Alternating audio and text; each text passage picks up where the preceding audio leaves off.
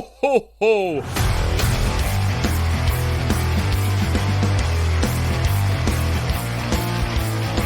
Sinners and saints, dust off those horns and halos. It's time for Alan After Dark.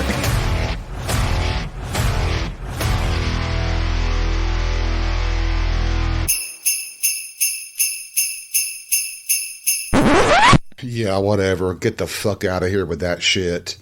Merry Fuckmas to all of you too, sinners and saints and bitches and taints. Welcome to the Grinch Hour. Well, it won't be an hour probably, but you know what? Just go with what I just said. It's fine.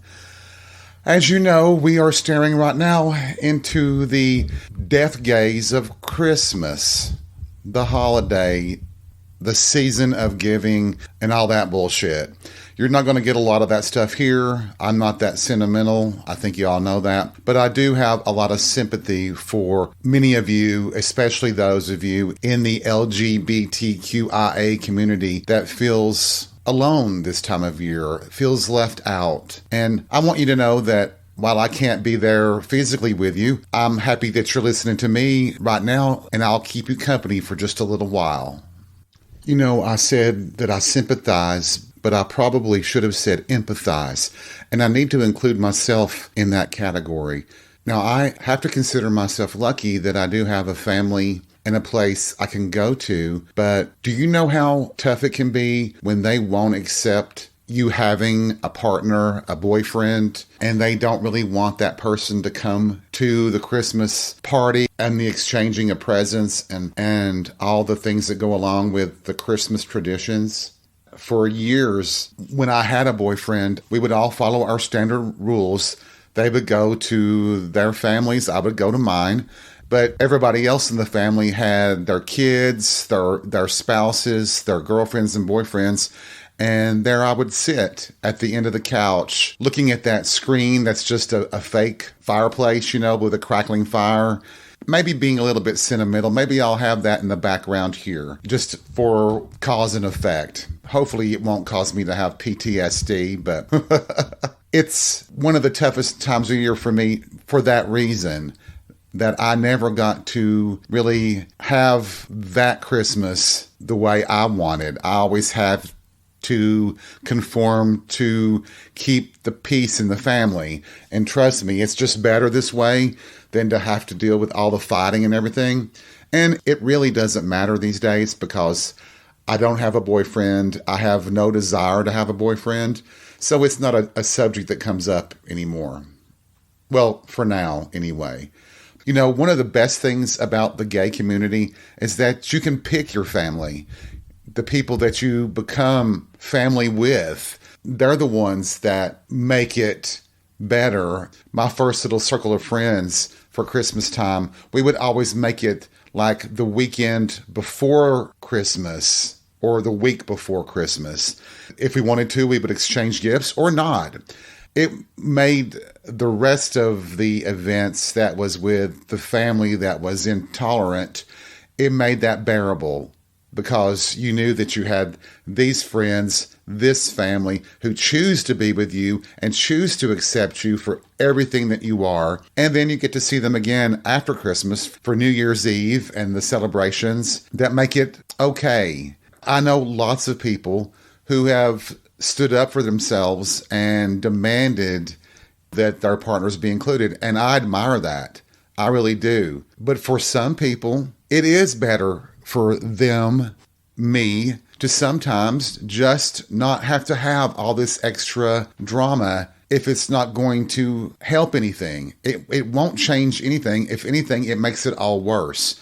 My parents are close enough to the end of their lives that it doesn't matter anymore. They know who I am, but they know that I'm not going to ram it down their throats, even though the way I just said that sounds awful. A person you love is not being rammed down their throats, I don't believe, but I think you get what I mean. They would take it as I'm just trying to parade around, show off and all that, which I would, because I would be proud of someone that I'm dating and that I care about. If I really wanted to bring them home for Christmas, surely they would know how much I cared for that person. But like we've talked about in the previous episodes, For some people, that doesn't matter. It's all about what the whole community would think. They worry about, well, the neighbor will start whispering and they'll start talking about you, and then they'll be talking about all of us, and we can't handle that. You go home out of town and we're stuck here. That's how it kind of works. And that sounded like a lot of rambling there, and I apologize for that. Full disclosure here, I am sucking on a peppermint stick. You know, I wish it was something else, but I'm trying to put myself into some sort of festive mood. I do believe food, candy, and cakes and such are one of the best things about the Christmas holiday, but I also have to look forward to a dentist visit, and I'm sure he will not be happy seeing a lot of sugar between my teeth. You know, he is the only man that I don't look forward to being in my mouth. Funny that. Well, if he was going in dick first instead of metal instruments, it might be different. And I know right now that some of you are saying, wow, Alan, that was kind of clever, you changing the subject right there. But no, I'll go back to it. I think I can hear you in my head saying, if you don't take your boyfriend to your family's house and try to get them to accept them, then I'm living a lie. But am I? Am I living a lie? Was I living a lie? I don't believe that I was. I believe that not telling them, not including them in my life, they're the ones who lose out. In essence, to me, it feels like they're being punished more than I was or am. I don't know, maybe for sometime in the future, I'm happy that they know that I'm gay. I don't know that I need them to know anything else about me. It's funny that, well, truth be told, when I came back home after my horrible breakup, where I basically had nothing and had to rebuild my life, when I was able to finally leave home that time, when I left, and I would go back and visit, but I have no desire to go back. I have no desire to be close to family members that don't want to be close to me. They don't. I may have mentioned this before. I'm not sure that I have, but several years ago, a younger cousin of mine, very young, he was in his early 20s. There's some controversy over it, but he died. He died under mysterious circumstances. His funeral, it was just, there's no such thing as a good funeral, but there are some people, a person who is in their 90s or near 100, yes, it's sad, but you can celebrate their full, long life. When a person is cut down in their early 20s, there's a tragedy there that adds to the sorrow, the hurt of the situation. And I just remember how horrible that funeral was. One of my aunts, who I had not seen in probably 10 to 15 years at that time, came up to me with tears in her eyes, crying, and she just said to me, Alan, please don't be a stranger. Please come and see us. And I'm like, I just kind of nodded because I knew that she was just in the process of grieving herself and was feeling emotional and probably didn't really mean it. It was under that stress of the moment, the hurt of that moment, that she might have felt a little guilty over how they had treated me over all the years. I knew that, well, her husband, which is my mother's brother, my mother has two older brothers that are still alive. I was told, and I know it's true, that they used to make fun of me when I wasn't around, that they would call me a sissy and things like that. They wouldn't ever say, I don't think they ever said queer or fag or even gay, but they would call me a sissy. I've always known that. And I know that their generation, they did not stick up for me. They probably went along with it. I felt no need to reach out to them. And I especially didn't feel like it was right when we're at a family member's tragic funeral. So I guess I built a little bit more resentment from their behavior. I've got cousins who've got children, whose children have children, and I've never met them. I wouldn't recognize them on the street if they were to come by. Now, you might think of that as tragic. I think of that as freedom. Why would I want people to be in my life that don't really want to be in my life? It would be like, do we all have those family members that are just They just live for the drama. They love the chaos that they can stir up. Well, I just don't deal with that. I can't handle that. I don't want to handle it. Life is tough enough without dealing with all that bullshit. And now I hear you all saying, well, why do you go at all? And the answer on that one is easy. My nieces and nephews. They're the ones I really go. I only get to see them around holidays and birthdays. I mean, everybody's got such different schedules and lives in different parts of the state. That's hard.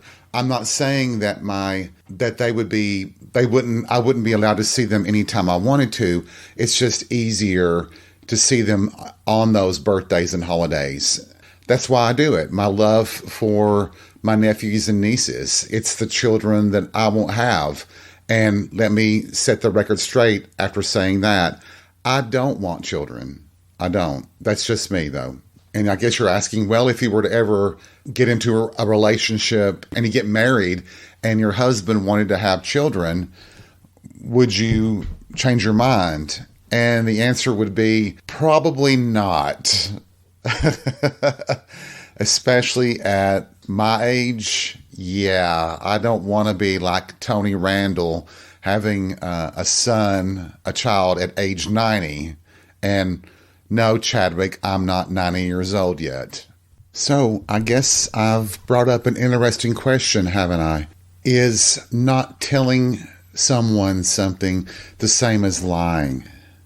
I'll be interested in hearing your opinions about it. To me, I think it depends on what you're not saying. And I'm sure some of you think that if I had a boyfriend and I wasn't telling my parents about it or my whole family, you'd be saying that, well, I'm hurting him. But I don't think so, because what's worse is him being totally rejected by all of them when I would be able to go out with them with everybody else I know versus dealing with all that drama. I think there's a difference in how you look at it. And granted, each person is different too. Maybe he would demand that I introduce him to my family and stuff and get that taste of rejection and insults and things like that, the hostility of it. But I would want to spare him all of that. I feel like I'm protecting a person I love. And it's definitely not the same as like cheating on someone. I think that if you don't tell your partner that you've had an affair, then you are lying. That's my opinion. Now, if you've discussed all that, we've had that discussion before, open relationships and the rules, the ground rules are laid out, so be it. But I think not telling someone that you've murdered someone, I think that would be a lie. Keeping secrets, I think it depends on what the secret is. This is just my opinion, and I am open to all kinds of feedback. So what do you think? Am I a total asshole hypocrite, or am I just trying to maneuver my way through a really rough situation to where no one has to be hurt any more than they have to be? That's what I think I'm doing. Feel free to punch me in the head when you see me next time. What's the old saying? Opinions are like assholes. Everybody's got one. And that's true in this situation as well. And that's why I'm not offering advice. I'm offering an opinion. And I think we need to start really considering that again. People view things differently. It doesn't mean that it's right or wrong. It means that it's working in that situation. And there's nothing wrong with that. So stop browbeating people on certain things that you think are absolutely right when you could be absolutely wrong in a majority of situations. Only a person can know themselves what is right for them and what could be wrong. I truly believe that. Now, am I saying that you should stay in the closet for the rest of your life? I'm not saying that. I'm saying you need to do what's good for you. I really couldn't hide my coming out of the closet.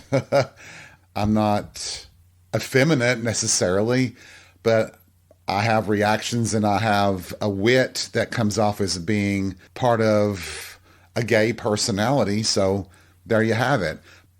I think if you're from the generation, from like my generation and older, where you've had to be on guard, you had to worry what people in power could do to you, you had to worry about losing your job or being ostracized at school.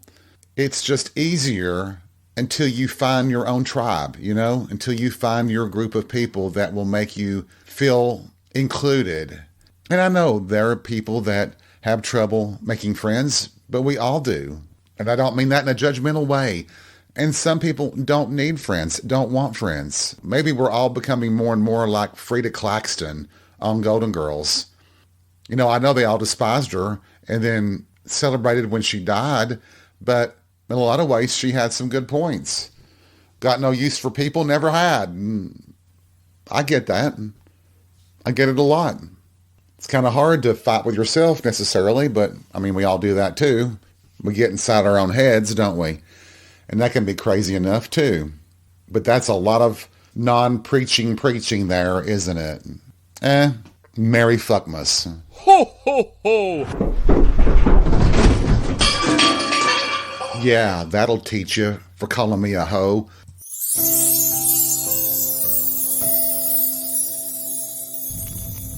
Gather round, boys and girls. Grab your blankets and popcorn and your Jack Daniels or vodka. Or maybe cheer wine or something. I don't know. Grab something to drink, okay? Get closer to the fire. I think it's time for a little Christmas story. No, now, you know me by now. We're not going to talk about Santa Claus or not even Rudolph the Red-Nosed Reindeer. Even though I want to say it is awfully shitty how they all treated him. He was a total outcast. All they wanted to do was use that poor bitch. And look what happened. He becomes famous for one time helping Santa fly a sleigh through the fog banks and snow, apparently. I guess the entire world was covered with it. I want to talk about the Krampus. Now, I don't know if you've ever heard of the Krampus, but it is an alternative story to the regular Santa Claus story. It's almost like a karma version for the bad kids. Well, the Krampus, the story is probably based out of somewhere in Central Europe, possibly the Alps, Germany, Austria, that area. But the Krampus, if you don't know, is sort of like a devil-like character with cloven hooves for feet, the horns of a goat with fangs and crazy eyes, and a long pointed tongue. The Krampus is described as having brown or black hair and is much larger than a human, up to 8 or 9 feet tall. And let's be honest here, I'd probably date him. That description, God, that's fucking hot if you ask me. I'm just saying. Anyway, let me apologize. I said I was going to tell a story, didn't I? And it's coming off more like a history lesson, I guess. But you need to know about the Krampus, just because it's kind of the opposite of Santa Claus or Saint Nick. So after giving you the description of what the Krampus was supposed to look like, let's talk about the origins of the Krampus. It's probably not a surprise that it originates from pagan supernatural beliefs that were very much part of Central Europe during the Roman Empire. There seemed to be some sort of festival that was held in honor of the Krampus around December 5th or 6th. It was basically called the Night of the Krampus, I believe. That celebration is older. It predates Christianity. Krampus, the Night of the Krampus, or Krampus Night, is a precursor to Santa Claus, Saint Nick, and presents. There's stories that villages in the Alpine area, people would dress up as the Krampus, wander the streets of the town, and leave lumps of coal or bundles of birch, tree branches, to the children that were bad. And then someone dressed as St. Nicholas would subsequently come along and hand out presents to the good kids. And it really is true that I think that you can look at the Krampus as kind of like an anti-Santa Claus. I believe it's called Krampusnacht, and it's still celebrated in the Alpines in Central Europe, and is like an annual national festival. I think it's somewhere in Ohio. There is a Krampus parade on December 5th, celebrating the virtues of a vengeful Santa Claus that goes into people's houses and takes the bad kids away in a sack for torturous punishment. And now that I think about it, sounds a little bit like Satan and hell, doesn't it? Funny that. I'll just say this, I don't have any personal experience with the Krampus, although this year, to put myself in a better mood for the holiday, I did decide to decorate in a form of Gothic style, lots of black and red and purple, and it did improve my mood. And Krampus, if you're listening out there somewhere, I am open to dating you, especially when you consider that long pointed tongue you're supposed to have. Jesus. You know, this segues pretty good into the Big Mouth Christmas story from the Janssen twins. Do you all watch Big Mouth?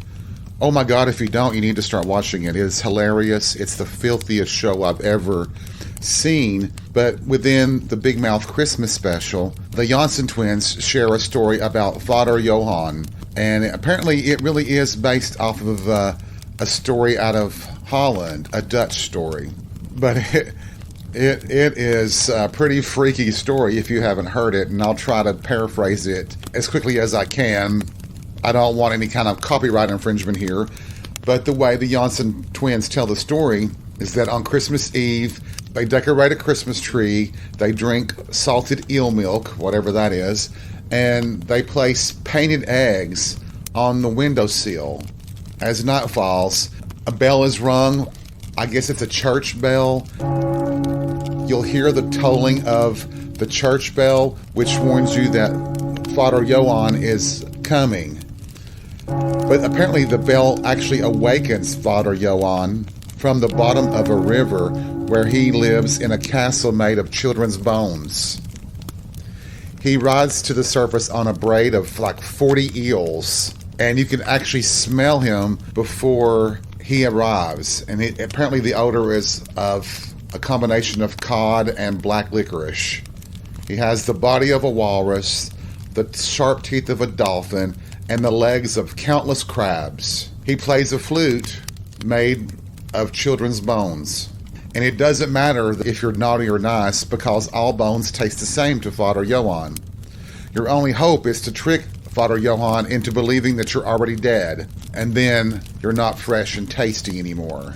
You do this by sleeping in a child's coffin, and that's when you pray to the Mongoose King to protect the children's bones from the jaws of Vater Johann. And apparently the Mongoose King and Vater Johann have a dance-off, a battle of dance.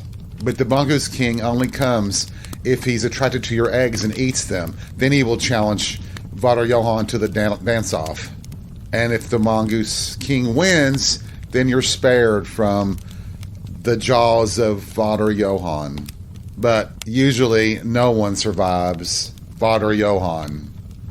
But when Missy, Matthew, and Jay asked the Janssen twins if the kids that Vater Johann took were killed, all they would say is that the kids were doomed to live forever in the stomach of Vater Johann. But we all know that means that they're dead.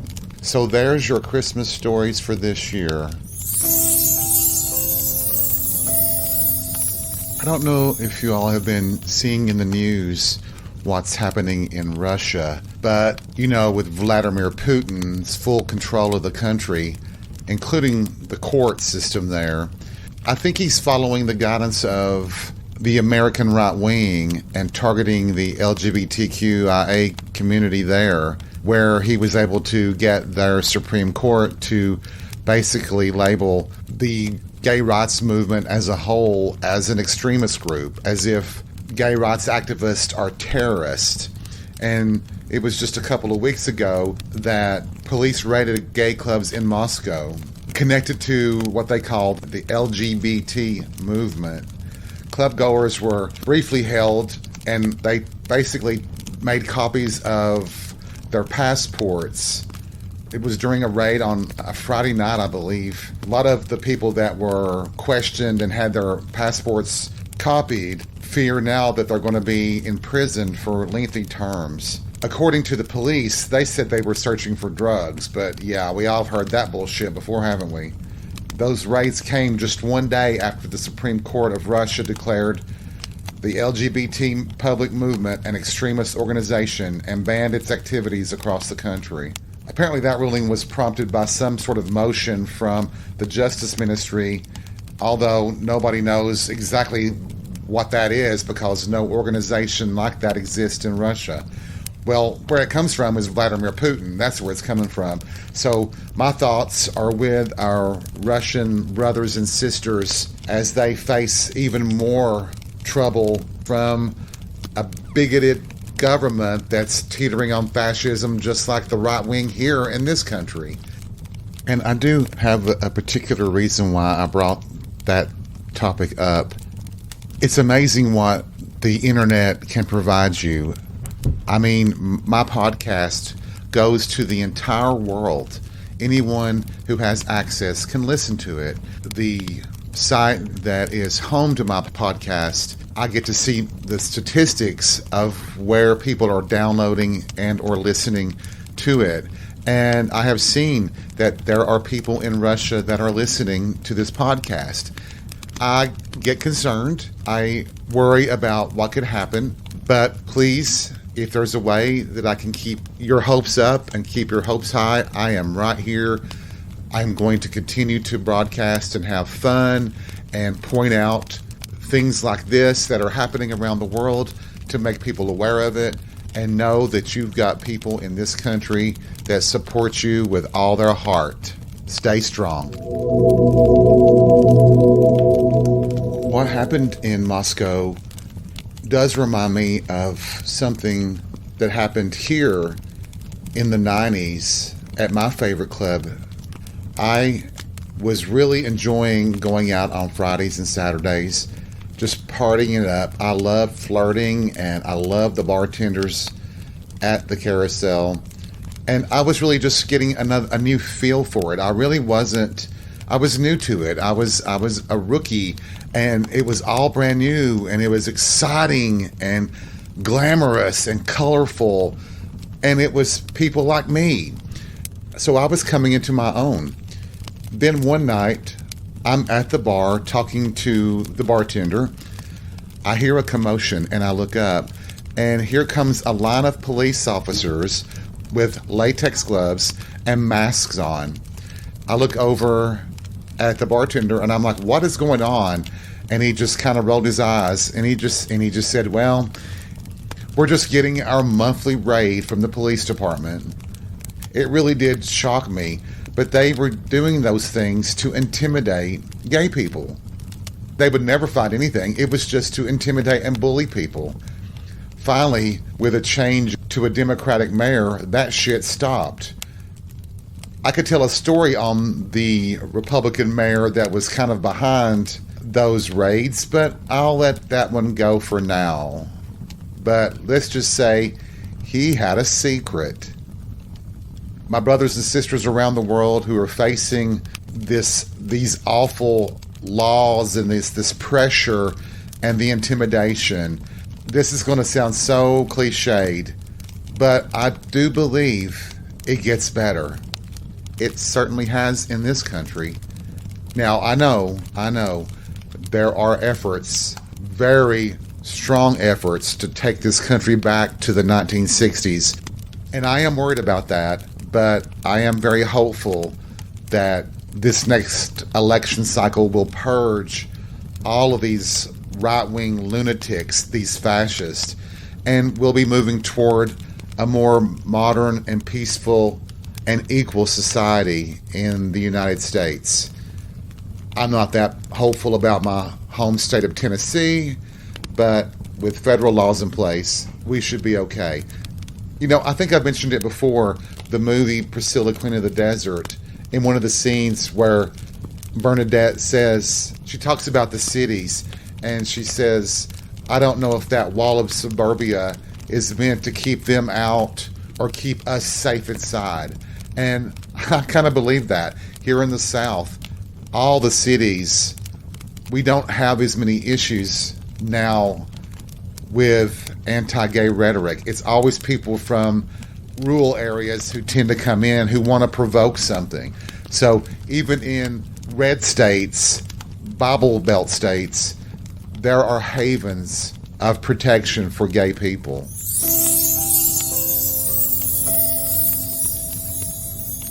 So I'm sitting here, bundled up with a blanket, sipping my drink, and I have a question. If you could have anything you want for Christmas, what would it be? I've been thinking about that for a while. The obvious answers would be Henry Cavill, the Mohawk Man, something like that. But in reality, what would you want? It's going to sound cheesy, but it would be great just to have peace, wouldn't it? Just to have everybody just, if not getting along, maybe just stop fighting. Could we do that? It would be so wonderful if we could. What a wonderful world it could be. But we're not there. So I guess I would have to wish for $1 billion, an isolated amount of land to where I could wall myself off from the rest of the world and just have peace. It sounds so simple, doesn't it? But it's the most complicated and complex word that you can imagine, that you can utter. Isn't that something? It's easier to make war than it is to make peace. I think I've blown my own mind here tonight. That's a bit profound, isn't it? Because if you try for peace, you're almost viewed as weak. But what about détente? What about mutually assured destruction? Why don't those things work in this world? Why isn't there a desire for people to have a long life? What do you prove by giving up your life for some cause that nobody else believes in? I don't understand that. I don't. I wish I could understand why we can't have peace. But hell's bells, we can't even get along with the next door neighbor, right? Humans, what are we going to do with them? I just don't know. If I can't have peace, the next thing I would wish for would be the end of sickness and disease. It would just be an incredible world where we didn't have to worry about cancer or COVID or AIDS or dementia, Alzheimer's, just all these horrendous conditions and diseases that take and destroy so many lives. Here in the United States, we don't have very good insurance coverage, so you can also wind up going bankrupt if you have a significant illness, even with insurance. I guess that there's so much money that can be made in the medical field. With privatization, it's going to be hard for people to look past their greed and once again care about healing people. So if I can't have peace and I can't end sickness and disease, the next thing would be to end poverty. Oh my God, what if we all had enough to survive on? You didn't have to steal from anybody else. You didn't go hungry. You could enjoy a basic life without the fear of starvation, the fear of losing your home, not being able to afford shelter or transportation, all those things. Wouldn't it be wonderful? And I think that does lead to that second part, would be to end world hunger. You know, we have the capability of doing that, but we're not doing it. We're not. I guess I'm wishing for things that are not obtainable, at least not in my lifetime. But I have hope that in the future the world will come together. We will work as one. We won't be divided by religion, extremism, racism, sexism, homophobia. Just so many things that divide us that maybe eventually they'll go away. There's nothing wrong with having hope, is there? I believe it's a good thing to have hope. But I'm also prepared. I have the passport ready. If we have to leave this country in a year or so, I am prepared to do it. I am absolutely prepared to leave this country. I am just not so sure that it will be worth fighting for if the wrong things happen this next election cycle. At some point, you give up and you go somewhere where you can just live your life and not worry about a government that's trying to get into your bedroom, get between your legs, and decide that they know best for what you should be doing or how you should be living. Once again, I didn't want to get political tonight, but I think there's no way around it these days, especially in the United States, with everything that could happen and could go wrong. This is the time of year we're supposed to be hopeful and joyous. Maybe I'll get some Christmas dick. That would be joyous. That's joyous anytime, isn't it? I need some eggnog. Why didn't I get some? I don't spike my eggnog. I like eggnog without rum in it. I think it's really enjoyable. But dang, does it weigh heavy on your body. A lot of fat and sweet and carbs. But does it not taste good? A friend of mine used to joke, it tastes like cum. And I'm like, whose cum is that? And it sure as hell doesn't taste like pineapple. Whoever come up with that joke was really good. But that probably only works on the first try. Fool me once, shame on me. Fool me twice, well, probably a good time in that situation. Just lay off the celery and the asparagus, okay? Eat more strawberries. Eat more apples. I could use a shot of El Jimador tequila right now. That'd be kind of nice. It would warm the cockles of my heart. Well, I believe it would. I do have a heart, I believe. I'm not sure. I'll have to have that checked when I go to the doctor for my physical. Yeah, I'm looking forward to that. I don't think I get the finger up the butt this time, but you never know. Hey, it's more action than I've seen in a year, give or take. Well, that's a lie. Not a year. A few weeks, but that's neither here nor there.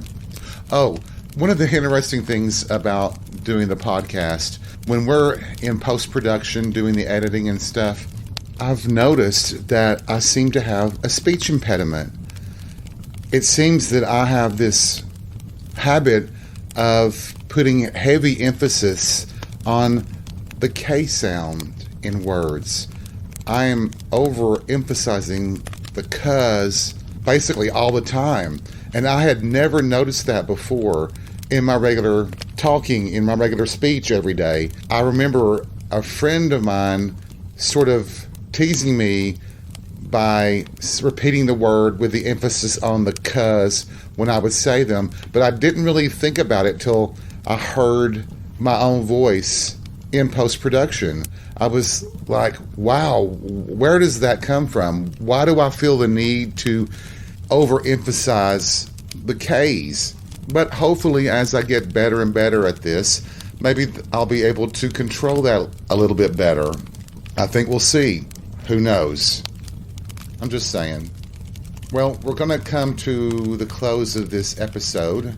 I don't want to call it a Christmas episode because, well, you've been listening to all this. But I do want to take some time to thank all of you for listening and sending me the support that you've sent, the positive words. I want to say I love you. Ooh, I don't want to say that either. I just want to be a person that can bring a little bit of light and humor and maybe some thought-provoking ideas into your life. And I hope you've been enjoying it as much as you say you are. By the way, I haven't mentioned it, but we've actually passed the half-year mark with Alan After Dark. We are into the 27th week, or is it the 28th? I'll have to go back and check. But we are past the halfway mark of the first year for Alan After Dark, and we're still kicking. We're still keeping it real. And I hope to keep doing it for as long as I can, and as long as you guys keep listening, we'll stay on it. I don't think there's ever a time that we would run out of ideas, and especially if it's stream of consciousness and you're just rambling anyway, as long as some of it makes sense, then boom, you're good to go, right? Right. But I do hope that you have a wonderful holiday season. I hope you do the things you want to do. I hope you spend time with those you want to spend time with. And I hope you don't have stress and pain and worry. I hope that we as a world will someday find peace.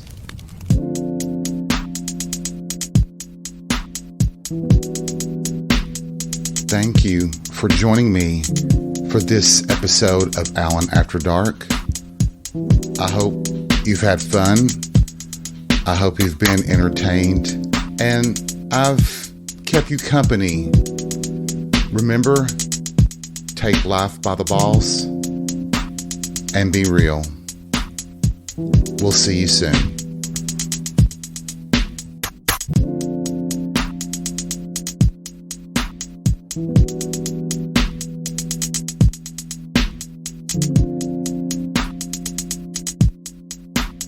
Thank you.